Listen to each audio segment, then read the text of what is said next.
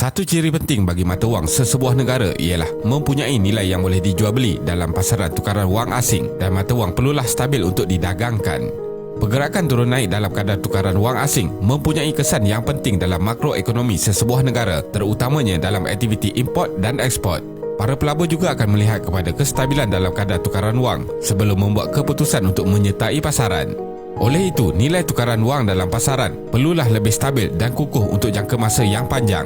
Walaupun begitu, nilai mata wang Indonesia dilihat agak rendah berbanding negara ASEAN yang lain.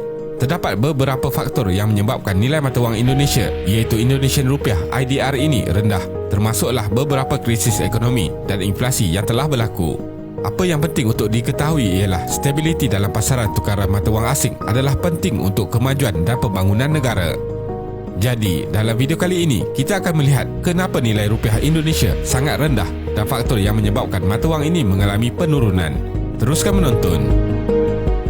Indonesia mengalami beberapa krisis ekonomi dan ketidakstabilan dalam politik yang menyebabkan penurunan nilai rupiah berlaku beberapa kali sejak ianya diperkenalkan. Oleh itu, untuk memahami sejarah yang menyebabkan nilai rupiah ini menjadi rendah, kita perlu melihat sistem kewangan dan polisi mata wang yang diamalkan sejak dahulu lagi di Indonesia. Penggunaan sistem tukaran mata wang tetap 1946 hingga 1978. Mata wang rupiah Indonesia diperkenalkan pada tahun 1946 bermula dari usaha para nasionalis yang menentang penjajahan. Sebelum tahun 1950, mata wang rupiah masih belum mempunyai nilai dalam tukaran wang asing. Pada zaman selepas kemerdekaan, nilai rupiah ditetapkan pada 3.8 Indonesia rupiah untuk 1 US dolar. Sebelum krisis ekonomi yang melanda seluruh Asia pada tahun 1997, Indonesia menggunakan sistem kadar tukaran wang asing yang ditetapkan pada nilai tertentu. Bank Indonesia (BI) mempunyai kuasa untuk mengawal semua urusan berkaitan kebenaran wang dalam dan luar negara. Bank Indonesia membuat jual beli unit mata wang asing utama yang lain supaya kadar dapat ditetapkan bagi mata wang domestik. Bagi memastikan asas nilai wang rupiah ini dapat ditetapkan, Bank Indonesia memerlukan rizab simpanan yang sangat banyak. Namun Bank Indonesia terpaksa menurunkan nilai rupiah dalam tukaran wang asing beberapa kali, iaitu pada akhir tahun 1965. Inflasi meningkat dengan drastik dan memburukkan situasi ekonomi. Ekspor menurun sehingga 24%, menyebabkan nilai KDNK menurun, tetapi populasi semakin bertambah dan nilai simpanan rizab asing susut sehingga lebih 90%. Nilai inflasi pada tahun 1965 ialah 635%. Oleh itu, mata wang rupiah baru terpaksa digunakan menjadikan Rp1 yang baru bersamaan dengan Rp1.000 yang lama. Kadar tukaran wang asing pada ketika itu menggunakan rupiah yang lama menjadi tidak realistik dengan 0.25 rupiah bagi 1 US dolar. Pada 1971, dengan usaha pemulihan ekonomi yang dinamakan sebagai Order Baru, New Order, dilakukan oleh Presiden Suharto, kadar tukaran dapat dicapai pada nilai tetap Rp378 yang baru bagi 1 US dolar.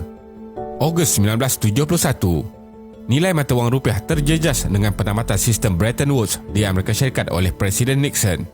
Nilai mata wang merosot kepada Rp415 bagi 1 US dolar.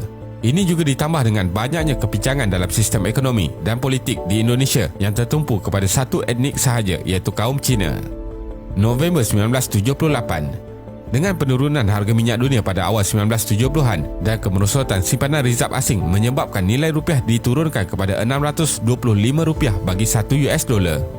Nilai rupiah tidak dapat mengukuh walaupun harga minyak dunia meningkat sehingga 4 kali ganda selepas itu.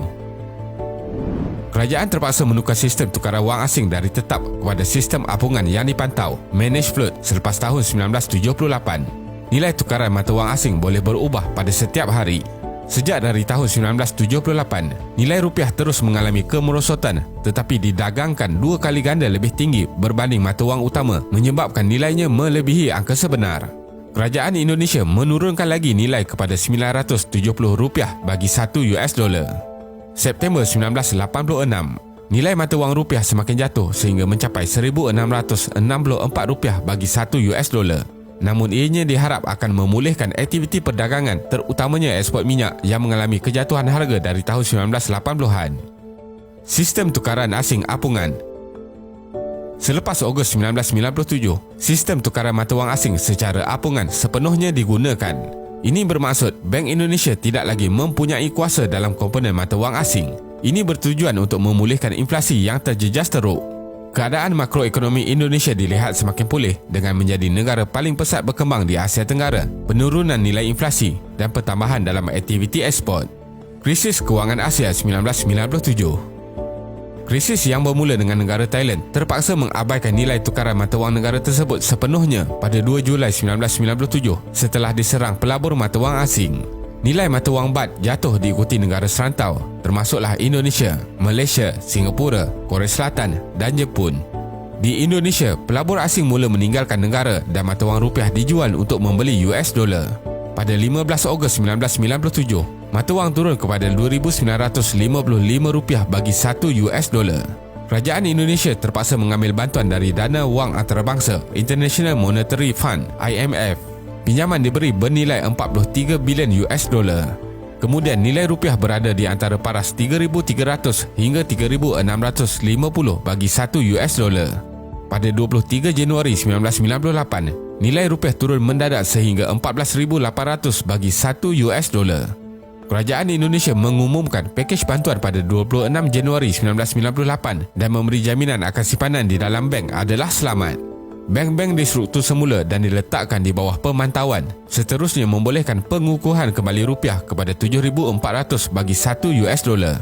Namun ketidakstabilan dalam politik membuatkan rupiah turun sekitar paras 10,000 bagi 1 US dollar. Pemerintahan ala tentera rejim Suharto yang memerintah selama 30 tahun berakhir pada 21 Mei 1998 setelah krisis ekonomi dan politik yang memuncak dan digantikan oleh Presiden Habibie. Selepas krisis kewangan tahun 1997, aktiviti dagangan di pasaran saham Jakarta mula dilihat meningkat naik. Ekspor selain minyak juga mula pulih. Namun, sektor perbankan yang menjadi punca krisis masih rapuh kerana jumlah pinjaman tidak berbayar masih tinggi dan kebanyakan bank tidak mempunyai pusingan modal lagi untuk memberi pinjaman.